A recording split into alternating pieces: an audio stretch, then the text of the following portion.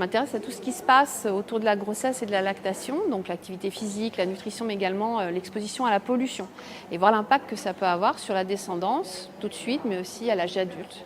Et bien sûr, l'activité physique va avoir un impact très important, et particulièrement sur le muscle, puisque aujourd'hui on parle du muscle.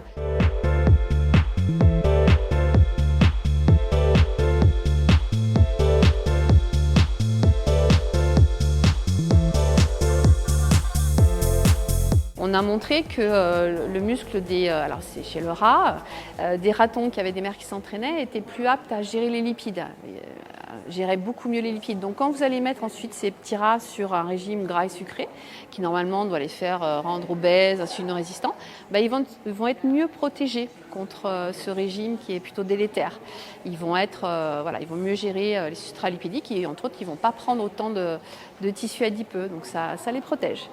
Et puis on a montré aussi un truc rigolo, c'est qu'on avait entraîné des rats comme des sportifs de haut niveau.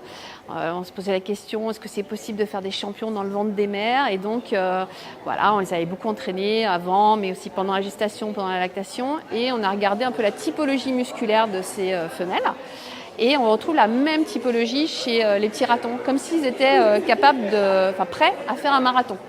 Donc voilà, on avait trouvé ça assez passionnant et ça s'explique complètement par le biais de tous les messages qui sont transmis au cours de la grossesse, les métabolites produits, même dans le lait d'ailleurs aussi. Le lait est souvent sous-estimé, mais il y a beaucoup de choses qui passent par le lait.